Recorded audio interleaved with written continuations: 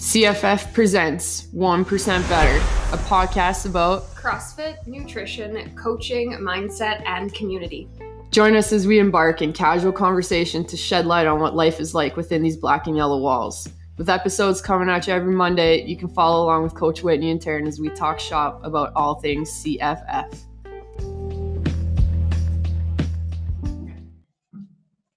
Episode 45. Today, another client interview. This one I'm excited. This is my client interview. I'm excited about this one. Ouch. Like, I've coached her before too. All right. Oh my Lord. We're fighting over you. Yeah. Today we're talking to Amy Barrowman. What's up, Amy? Welcome to the podcast. Thanks for having me. Avid listener, you get to hear it from the others. You get to be a part of it now. Gosh, I was binge listening, I think, when I joined. I remember that. Yeah. It's like, oh, they have a podcast. How many episodes later? I listened to all of them. And now you're one. Now I'm one. You are number 45. Lucky me. So today we thought we would talk to sort of like your experience in the fitness and the nutrition world and how maybe it has perhaps changed so drastically from where you've been and where you are right now. And kind of cool that you've touched on like multiple areas of that fitness spectrum. Yep. You know, and it has led you to this and sort of like what we're doing now. Tell us a little bit the different, like, you're a big bucket list person. Tell us all the bucket list type of fitness things you've done. Oh, here so far? No, like, in general. Oh. Tell us about your journey. Okay, well, I was not an active person in high school, like, at all. I was a certified couch potato, I guess. But noticed one day I couldn't walk up the stairs without losing my breath, so then I started running. So running was kind of my first love, I guess. Started doing that for a while. So when you say first love, like, is that legit? Like, you enjoyed running? I did. Okay. I did enjoy running. We did have a weight room at the gym at high school, but it terrified the living daylights out of me because I didn't know what to do, so I stayed away from it. Which is like a common thing for teenage females. Like, that was the same thing and when I went to school too. And I think our basketball team was like the only people that used it. And I was probably the only one on the team that enjoyed it. Oh gosh, I remember walking by there being like, I don't know what you're doing, but I know how to run. You just move one foot in front of the other really fast, so I'm going to do that. So that was the extent of my physicalness, I guess, when I was younger. And I kept doing that for many years. And then actually after I had our second child, Tanner's my second. Oops, too many kids. Almost 3. I decided I wanted to try something different. And I think it was more so in the fact that I felt like I was never competitive in high school and I felt like I was lacking something. So I think it was more of just like to get some personal satisfaction out of it. So I thought, what better to do than to try bodybuilding? So let's give this a go. It couldn't be too hard. I just got to work out and eat a certain way. Like, what's so hard about that? So totally blind and completely naive, I signed up for my first competition. And when my 16-week prep started, the first 2 weeks were hell. I was like, I can't eat this. I can't eat that. And I have to work out at 5 a.m. and I have to do cardio all the time. And this is horrible. But I kept going because I told myself I was going to do this. I set this goal. I was going to finish it no matter what it took. And I did. I finished and I ended up stepping on stage in May of 2016. And I had tried probably 2 or 3 more times to compete again, but it just wasn't something I could do. I couldn't maintain the diet again for that long. I couldn't keep the workouts and the extensive cardio up that long. And it just wasn't for me anymore. So at that point, then I decided to go back to running. And I did 10K and then I did a couple of 5Ks and I was going to do a half marathon, but I was just too tired. Like, I just couldn't do it anymore. Okay. That's a list. Okay. Yeah. Hold on. I got questions. So I don't know you as well as Taryn does. Well, I'm watching your face. You're just like, what? I know. So many questions. Why bodybuilding? I think because one of my childhood best friends did it. Okay. And we were very competitive growing up. But I mean, and in my eyes, she was always better than I was. But I thought, if she can do it, I can do it. So how do you go from like being afraid of the weight room to all of a sudden being so immersed in it? Like, had you been in the weight room prior to that? No. So you literally walked in with this goal to join a bodybuilding competition and had no gym experience prior to that. It was sheer determination. I had no Holy shit. knowledge. Pardon my French. I had no knowledge what I was going to do. I was just like, okay, the end goal is to look like that and to step on a stage and be critiqued and hopefully do well. And yeah, like this is what we're going to try for. Being completely naive, I have to say, it's just complete determination and discipline just to get there at that point. Had you ever done anything in your life that required such determination and commitment like that? No. Nothing. No. So I don't know, maybe this was to satisfy a few different things that I kind of felt I was missing at that point. Yeah, just at the time, it was the first thing I grabbed at, and that's what I went with. That would not be the first thing I'd grab at, but Yeah, like I think as I'm sitting here, it's like the number of people who are like afraid to walk in our doors, like for you to have zero like background in weights or anything like that to now set this gigantic goal, so different from what you did, that just like makes that barrier that people are afraid to come here. Like, did you have any lead in prior to that day one, like maybe with your nutrition? Like, no. So actually my nutrition and my working out all started in 2016. All at once. All at one time. Do you think that that's why the first 2 weeks were hell? Yes, absolutely. Like a shock to your system? Hands down, because it's like, I think I'm going to go have like a donut or something. It's like, oh no, wait, no, that's not on my list of this is what I'm allowed to eat for the next 2 weeks. So what kept you going through the first 2 weeks? Like, how did you talk yourself through that shock? I was proving people wrong. I had people thinking, you're never going to get through this. Like, this is hard. Like, why would you do this? Why? And I was just like, screw you. Yes, I can. And I did. Doubt is a powerful momentum maker. Absolutely. It's terrible. My husband now, he'll tell me, Amy, you can't do this. I'm like, watch me. Okay, so then there's my question. Did you have a support system outside of the gym while you were trying to achieve this? Support? Like in terms of like, was your husband supportive of this goal? Like, I wouldn't say he was 100% on board, and not that I blame the poor guy, but he tolerated it. Ooh, that's a good word choice. He was like, okay, this is what you're doing. Okay. But I mean, don't be gone all the time while the kids are up. Like, that's why my workouts were at 5 a.m. because he and the kids were still asleep. So I could get to the gym, I could get my workout in, cardio in, I could get home, shower, wake them up, get ready for work, be at work for the day, and still get to bed at an appropriate time later on. And then Sundays are always meal prep day. That's even a thing now. Right. So yeah. Interesting. Mm-hmm. And what kind of rewards or like positives came out of that experience for you? Like, what did you gain from that? Well, aside from obviously proving all these people wrong who were like, proved everyone wrong. No, do that. I learned a lot about myself and that I am capable of pushing my own limits. I learned about discipline. I learned how to stick to a goal. I learned how to set a goal and then how to break it down into smaller pieces and work towards that end result, right? Mm-hmm. So it wasn't really something that was huge for me growing up. It was just like, okay, yeah, I'm just kind of floating through life here. But then I set this goal and I'm going to do this. Well, I have to have check-ins, right? And I need to change my diet every couple of weeks, and I need to participate in different coaching sessions with my coach at the time. He, posing was a thing, and different cardio things were a thing, and I had to go and get my body fat checked all the time. I had to be at the doctor a lot to have blood work done just to make sure I wasn't totally screwing myself Mm-hmm. up, but that's something else entirely. So what was your question? What did you gain from learning how to work to discipline, I guess. Yeah. Setting a goal, working towards it, and learning the steps that come with going with that. Cool. Thanks. Any regrets? Well, like, I know we're all kind of like sitting here with our jaws like, I think Darren's laughing at me behind her hands. No. She's like, he, that sounds horrible. I'm just thinking about the first time that you and I sat down in your No Sweat intro almost a year ago, and you giving me this information, not as drawn out, but like these basic points. And I just remember sitting there and being like, okay, bodybuilder, meathead, like that's how this is going to go. Oh God. Yeah. And I'm just like, that is a world I don't know. And yeah, it's very interesting.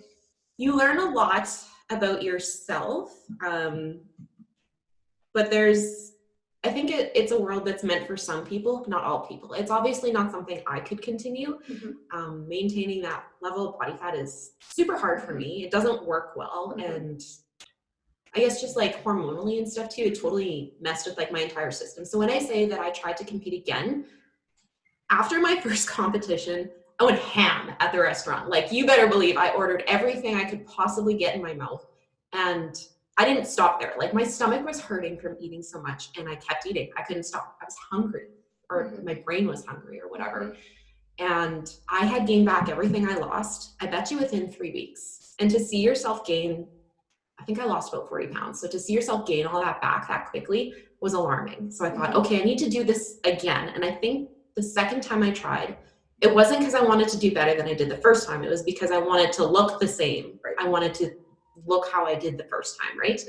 But you can't get there when your hormones aren't balanced, when everything is all over the map and your adrenals are just like, forget it. No, your stress hormones are super high, your body's retaining everything, and essentially you're in starvation mode. So you've dieted so hard for so long, your body doesn't know what to do anymore. You're just a mess. So that's actually an interesting point that you made, that you weren't doing it because you wanted to do that event or like that type of thing again. You wanted to look a certain way, or you wanted to be the way you were at one point in your life. Yeah.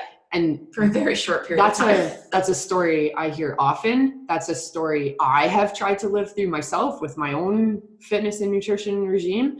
And the thing that I keep telling people, and I know that yours was pretty quick, the turnaround, but like, you know, if you were to come in today and say, I want to be like that, you know, life ebbs and flows. And what was happening at that time was so very different from what might be happening in your life right now, in all sorts of things, your career, your relationships, your family, your, you know, just age, like all different types of things come with that. And people sometimes get so caught up on what used to be instead of what is now. And that perception of reality in between that sometimes is so skewed. Yes, absolutely. I think that's a conversation that I have quite often, actually. And with myself too, you know, I want to look like I did up there on that poster in the wall, but that's not realistic for me because I don't want to train 40 hours a week. Well, and what you have to put in to gain that look. Yeah. Like at the end of the day, I think after I quit the third attempt, I just said, it's not worth it. Yeah. Like looking this way, looking like being 100, for me at the point, 125 to 130 pounds, you know, feeling totally confident walking out on the beach or in my shorts at the farm or whatever, like just being totally confident in how I looked in my body then. It wasn't worth all the sacrifice I had to put in to get there. I think that's a step that people don't understand. You know, we're so bombarded with images on social media and whatever. And like, this person is now doing this and they've lost all this weight and they gained all this muscle and look at their body. But and it's hard because it's not realistic to where you might be. And more importantly, what you're willing to sacrifice, right? Like, absolutely. Yeah. Like right now, I'm not willing to sacrifice carbs because I actually kind of like them. I once had somebody come in and show me a picture of Brooke Entz, who is a CrossFit Games athlete, or was a CrossFit Games athlete. And same with, or actually I wasn't Brooke Entz, it was Katrin Davisar. So I want to look like her. I'm like, okay, like she trains 3 or 4 times a day. She eats like 3,000, 4,000 calories a day. Like that is a full-time job on top of another full-time job. Like everything she does revolves around that. And that's why she looks that way. You know, it's like, are you willing to do that? Like you have a full-time job, you have a family, you have kids, like this is not realistic for you. Well, and it's not realistic for most people. Like most people don't just walk around looking like that without having put in 26 hours of work a day. Like it's hard. Yeah. When you set that goal out originally, what was the motivating factor behind that? Was it an aesthetic purpose? Like, did you want to look that way, or was it just like the training and the process and like being on stage? Like, what was the driving factor? I'd be lying if I said it wasn't aesthetic. Okay. Like so many other women out there, like I was, again, not active in high school. So I was always a little bigger. And I think that kind of bummed me out because my sisters were always like super tiny and everyone I was surrounded with was always small. And that just wasn't ever me. So I kind of felt like I wanted that too. And I wanted it enough that I was willing to go through this for it. Once. Not anymore. Heck no. Well, yeah, and the reason I asked it was like, was there a deeper why behind that goal versus the second and third time of wanting to look that way again? Yeah, definitely. Yeah. The first time, yes, I want to look this way. I didn't realize that I wouldn't be able to keep it though. Yeah. That's just not attainable. Yeah. And just to get out of the way, being on stage was the worst part of the entire thing. It was horrible. So what brings you now to 2020 summer, walking into the office here, and like what brought you here? Before I came, I think I had my third child. I had Austin. I purposefully stopped working out, stopped following any kind of diet or whatever, about 6 months before we conceived him. I was just like, forget it. I'm done. I don't want to worry about it anymore. I'm just going to take care of my mind. I'm going to take care of my family. I'm going to focus on that. So I did that. And then we got pregnant with Austin. And I mean, Fruit Loops when you're pregnant are fantastic. So once again, did not care. I'm a big cereal fan, so I approve of that. Yes, it was amazing. It was so amazing that my doctor told me to stop because I was very close to having gestational diabetes. I did not have this. We were good. You went ham on the Fruit Loops then? Every day for lunch. But anyway, so after I had Austin, I had, a year to kind of think about it. And I was like, am I ready to jump back on? Not quite yet. And then COVID hit and I was bored and I was at home. Sorry to interrupt. What were you thinking of getting back on? Like just like a diet thing or like bodybuilding? No, I thought I would start running again. Okay. Just because that was my safe net. It's something I could always fall back on, even though I've learned in Run Club that I run wrong. I think everybody does. But yeah, so no, COVID hit and I'm at home with the kids. I'm teaching them at home. I'm trying to work from home. I've got a baby at home. And I'm just like, I'm stressed out. I'm frustrated. I need something to vent out to. So I thought, I'm going to try running again. I hated running. Suddenly I hated running. It was boring. I was like, I don't want to clomp on my treadmill for like half an hour a day. This is horrible. And then actually one of the girls I work with shared your link on Facebook. And I was like, oh, I've seen this before. Like, yeah, I think my daughter went to a birthday party there. And I think I know what CrossFit is. And don't they get hurt? And I had all these preconceptions about what I thought it was. And I was like, yeah, let's try it. Let's just go. Let's just go and let's just see what it's about. And it should be interesting. And if it's not for me, it's not for me. So what's one more new thing? So then I Facebook messaged you. And I came in about a week later. So aside from like just doing something different, did you have any other reasons for coming, or was it strictly just you had your kid, your third child? I needed to get active again. I knew I needed to get active again. I was getting frustrated with my kids. I couldn't find an outlet and I needed something new. I needed something different and exciting and something else to try. Like I was bored. So we came in, we had this conversation, we set that why. So it was like, let's just try something new. And I remember like, that was what we focused on. You had all this previous experience and me sitting there, I'm like, all right, this is a challenge. I'll take this. Just because I know I've worked with other people that have had experiences like yours and it's fun for me. So this was a challenge. Oh, great. I thoroughly enjoyed it. But one of the conversations that we touched on was nutrition. It was like, okay, how's your nutrition looking? Like, can I help you with that, Rowan? Tell me about it. I think I gave you a red flag. You did. Nope. Immediately. You were like, I don't want to go there. This is the experience I have, and it has done this to my mind about it, and I'm not ready to do that. And I was like, okay. Again, fully understanding where you're coming from, I'll just let that be, and we'll revisit it later in the future once you've had some time to kind of feel out what's about to happen here. It wasn't very long. It was only it was like 2 months. Yeah. It wasn't very long at all. So you started, our plan at the beginning was PT sessions. We were going to work together. We did our foundations, and then you and I worked together every Monday, Wednesday morning, Friday morning. I think we came 3 times a week. Yeah. Working through stuff. We set goals. We hit all kinds of different things as we were doing this. What was some of the changes in terms of like your mindset on your fitness approach through these early days? Like, what was your first impression walking in and starting? This is hard. I remember doing the baseline and you put me on the rower and I was like, ew, I used to have to do fasted cardio on this thing. I don't want to be on here. This is awful. But then like, it it got to be more enjoyable, right? Like you're showing me how to do it properly. Oh, okay, so my back doesn't hurt now. So, okay, I'm not tweaking something in my hip. Like, okay, you know what? No, I think I can do this. I'm not going for half an hour. I'm going for a couple of minutes. That's fine. I can manage that. And then I think it was actually when you taught me how to do snatches, I thought, this is really cool. I like this. I just thought it was so different. It made me feel powerful.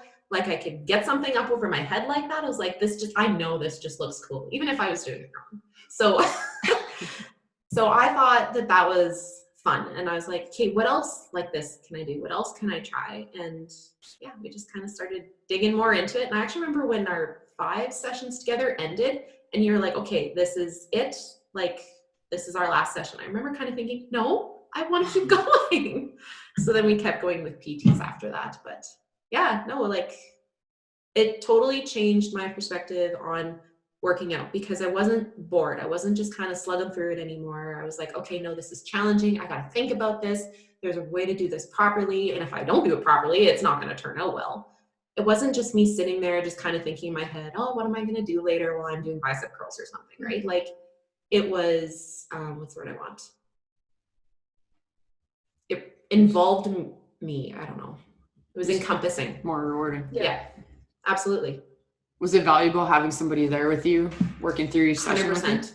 I'm a very, I don't know, you probably figured this out by now. I'm very one-on-one. Like I want to know, I want direct feedback. I want attention because I'm bad like that.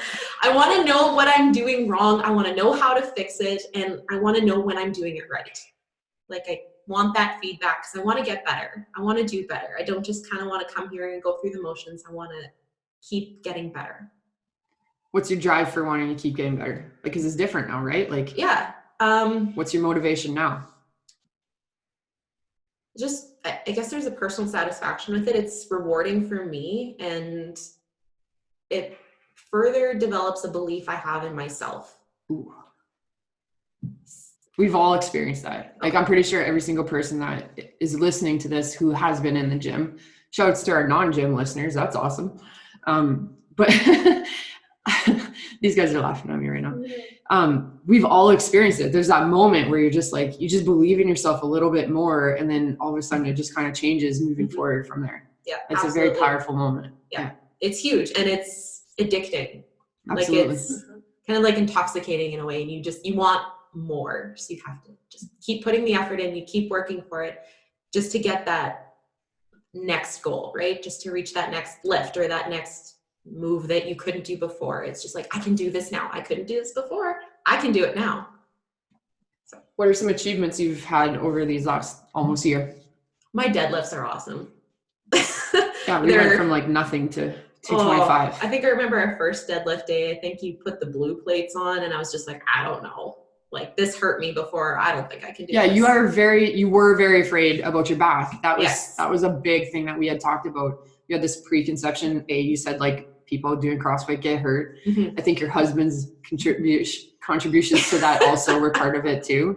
A little bit. But just getting over that hump and trusting the coach and trusting the process, you know, is like exploded your deadlift. Well, that's it too. Like, because before, if I went to go and do a deadlift before, I was doing it on my own. I didn't have somebody to coach me through it. I could watch a video on YouTube. I could read about it all I wanted, but I wasn't coached through it, right? Like I'm just trying to figure out how to do it on my own. I actually hurt myself pretty bad one point where I couldn't squat or deadlift for like 6 months. So I was bored and I was like, well, I can't do any of this. I can try it, but I don't have the range of motion. Whatever's going on in my hip hurts. The chiropractor can't seem to fix it. So I'm just going to quit. But then I come here, I'm like, okay, well, I guess, yeah, sure. We'll try this. We'll see if my hip flares up or whatever goes on. Deadlifts haven't hurt me once, like not one time. And I think I got 225 the other day, like last week. Yeah. And it didn't hurt. 235. What? Asterisk. Yes. It was 235. Oh, Surprise. seeing myself. Oh my God. Yeah.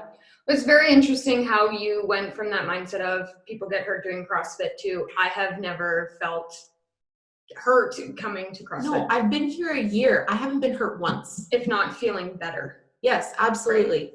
Yeah, 100%. That's very cool. What are you working on right now? Like, What are your goals right now? Yeah, what are your goals right now? You're a goal person. She's like, why are you asking me this? this We're is supposed to horrible. sit down for We're a talking goal on review Monday next about goals. For the past year, it's been building muscle. Like I want more muscle because I don't like to feel useless. And there's a lot of physical stuff we do in our daily lives outside of the gym and outside of work. So between the 3 kids, my kids are not light. My 2-year-old is like 35 pounds, likes to be carried by mama, likes me to throw him around in the air. And then if I'm doing that with him, I got to do it with the bigger 2. And they're not little. So doing that. And then this past weekend, I'm helping my husband haul bags of canola seed onto the cedar. Those are 50 pounds a bag. They're heavy. I'm like, okay, well, watch me lift this so I can clean it up and then I can push press it and I can give it to him. And he's looking at me, he's like, okay, I can see this working. And I was like, see? Is he more supportive about this route now? Well, I think considering Especially how 'cause it pays helpful off. it was to him the other day, I would Yeah. say so. He's like, you were immensely helpful. Like, I absolutely needed your help 100%. I'm like, you're welcome. It's kind of fun watching, like, because you come in just wanting a change, just wanting to get active again. It's kind of fun watching that why develop as you go, right? Yeah, it just that it changes. just gets rooted deeper and deeper and deeper. And now your why is a little bit bigger and a little bit more harder driving, I'd say, right? Than Yep. just, oh, I just need to do something different. Well, I don't feel bored here either, right? Like, I've been here a year and I don't feel like I've been here a year. Almost a year. Like, it's always fun. It's always exciting. It's always challenging. Yeah. That's cool. You said before that when you were doing your bodybuilding stuff, like you liked how you looked and felt in your shorts and all of that stuff out on the farm. Do you feel that way now? Oh, yeah. And I'm nowhere near as small as I No, was. and that's why I asked. Like, I think we can have those aesthetic goals, but when we kind of put them aside and look to do other things like become stronger or be better at another movement that translates over there, that gives us a different confidence than something like an aesthetic can do to you. Yeah. That's cool. Absolutely. That's very cool. Yeah. What do you think has helped you be so successful? You. Oh boy. She's not gonna believe if her head's gonna be too big to get out the door. Well, no, having a coach, I would not be this far, I'm sorry, without a coach. Without you guys here guiding us, we wouldn't be where we are, none of us. Because I honestly don't think it's 100% possible to do this on your own for this long. It was hard enough to do like a competition prep for 16 weeks, which felt like it was on my own for that long. Like, I had no friends doing it with me. It was very lonely. But here, like, I've made new friends who are doing the same thing, who have same goals. I've got coaches who are guiding me and directing me and pushing me in the way I want to go. And then, like, back to nutrition, when I finally did decide, okay, yeah, let's give this a try, like, my nutrition has helped me get so much better too, because I'm fueling my body properly that I can do these things. So let's talk about that for a minute. Where did that mind shift change?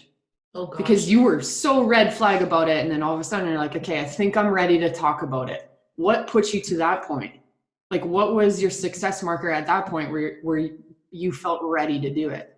I think it was a level of trust, actually. Okay. Because, I mean, I was convinced you were going to tell me this is what you can eat, and this is how many macros and calories you can have, and blah, blah, blah, blah.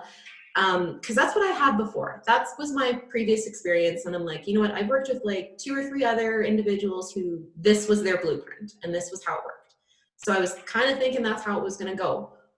But I don't remember who I was talking to. I was talking to another member here and they're like, yeah, no, that's kind of not how it goes. Like, it's kind of individualized. You should just go check it out. I'm like, okay, fine. So I told you, okay, yeah, let's talk about this. Let's just see. And if it doesn't work, then maybe we won't. But it was a level of trust with you too. I came to the understanding that maybe you kind of might have some of my best interests at heart. Kind of might have, kind of care a little bit, right? So I was like, okay, no, we'll just see what it's about and we'll go from there. And then too, I knew that if I was fueling my body properly, that working out would be better. I would feel better, I'd recover better, and I'd meet all those other goals in a timelier manner. So you came in, you were dead set on all these things you didn't want to do, Yep. like in terms of your nutrition. Where did we start? Like, none of them. Exactly. Like, none of them. It was just like, hey, are you eating breakfast? No. There. Voila, we had a nutrition goal. Yeah. And it was just like we started building little steps into my day. It wasn't this huge overhaul that I thought it was going to be. It wasn't even all about food. Like there was other things built into that as well. And it was so slow progressing. Like, well, not slow progressing, because I mean, I think my results happened pretty damn Your quick, results were really fast, which was really, success. really weird to me. It's like, why? Like, I did this little thing that she told me to do, and now I'm seeing this, and it was crazy. It was mind blowing. And then that was like, oh, okay, no, I think this can work. Okay, let's try another month and let's see what happens. And you know, we would meet and we kind of adjust things here and there, but I just kept seeing more and more progress towards what I wanted. Like my body fat was going down, my muscle mass was going up. I was not doing 60 minutes of fasted cardio every day. I was not eating the bare minimum. Like I actually had to convince you to eat more food. Oh God. And we had long conversations about that. And yes, like even lately or recently when you told me we need to up this, I'm like, huh? How? Yeah. Like I'm gonna have to start drinking all of my calories. but we found like I think the best thing was like you were always open-minded to the approach, right? And yeah, if I suggested one way for you and you know you might have tried it and it wasn't working, that's okay, we go a different route. Or if at first you're like, I don't think I can do that, that's okay, let's go a different route. Like there was always different ways that we could approach whatever it was that we were trying to do. absolutely. And I think the other thing that helped you be so successful too was like you said, we did more than just food stuff, right? Like, oh, and that was huge because it's so much more than just what you're putting in your body. It's like your mental health as well, right? There's so many different things impacting that bottom tier of your little hierarchy thing. Yeah.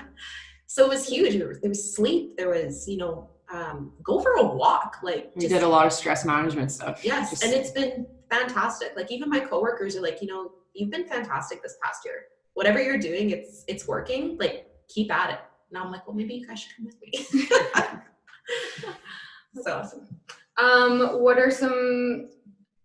No, a different question. What would you say to somebody coming here for the first time? Or is you guys are going to ask me that? Of course. Somebody on the fence. On the fence. Well, because you were somebody on the fence, right? So. And you've also encouraged other people who have been on the fence to come here. What do you tell those people? Well, I know everybody else says like just do it, but like I don't think I would say something. I think I'd ask them like, what do you need, or how can I help you? Just make that first step. Yeah, because you got a friend here by coming into like a PT session with her. Well, yeah, it was at the end of the day, I was like, you know what, girl, I know you wanted to come for like how long? How can I help you get here? Yeah. It's like, well, maybe if we tried it together, great. Let me talk to somebody. Easy. Yep. Yeah. And she's now here. And she loves it. Yeah. She's doing great. It's awesome. So yeah, she's excited to start. That's a great approach too. Like to ask that person, like, how can I help you get there? Well, and I mean, for the majority of people too, it's an overwhelming idea to come into a new environment, a new atmosphere, try something they've never done before. It's very overwhelming. And I can see how from the outside this looks crazy. Like another friend of mine from another town, she's like, oh my God, you're doing CrossFit? That's intense. Like, actually, it's a lot of fun. Yeah. If you ever get a chance, just go and try it. But for a lot of people too, it takes a lot to actually come through that door by yourself. For me, I don't care. I will come through that door by myself. And I did. I messaged you on my own. I'm like, okay, let me check it out. Well, yeah, you're different. You set like a bodybuilding like goal. Like you're very different. I'm broken. But yeah, just if somebody needs their hand to be held to come through, I'll hold your hand. I think That's cool. I think the point that you're saying, like, how can I help? And when you and I were just having this conversation yesterday about like our vision and our mission starting to bleed out into our clients and watching them take on our mission and bring that out into the community. Yeah, it was a great conversation actually. So for you to say that how can I help you get here? You know, that I would deem that as part of that, watching that evolve, you know? I mean, it takes to your personality and the character and the type of person that you are, but the other part too is just understanding that some people need that extra help, and you being willing to be that extra help for somebody. I think that's awesome. That's a cool trait. And that's something that we like to see and look for in our members too, you know? I think you got a lot of them here that are like that. Yeah. Very much so. Yeah. What's been your favorite memory? Ooh. You've only been here a year, just right? finding out you did a 235. Just finding out it was 235, not 225. My husband was like, okay, so who's all commenting on your deadlift? And I was like, that's probably just because I'm creeping up into their territory and they're threatened now. It's like, oh my God, Amy. Oh, that's funny. Gosh, I don't know. I've had lots of really great moments here. My favorite future moments coming up are when I get the green plates overhead in a snatch and when I can actually hit my depth in a squat. My favorite future memory. I feel like we're gonna have a follow-up Wow. podcast. I've never been told that, but I like that. Well, That's a good one. My favorite and I'm gonna future hit memory. 300-pound deadlift one day. Like, these are all good things coming. I like that. Yeah. Yeah, that's cool. My pull-up was really cool. When I I was did gonna get say, that in there's been a class. lot of like celebratory moments coming out of that back corner when you guys are doing your thing. It's not just her making me play evil games. No. Yeah, that's awesome. Cool. Well, that is a huge journey to unpack. So we appreciate your vulnerability and sharing that story with others. I know there's other people that may have been through similar scenarios or maybe even listeners who are currently in that scenario. So hopefully they can take away some of the pieces from your story and how it's helped evolve your relationship with both fitness and nutrition, especially. You're seeing some great results because of that. And yeah, the world is sort of yours to take. It's mine. Cool. So as always, we'll wrap this up. If you have questions for Amy or for us, feel free to reach out to either of us and we're happy to direct them towards Amy. Make sure you follow our socials. Thanks for listening. Episode 45 with Amy Barrowman.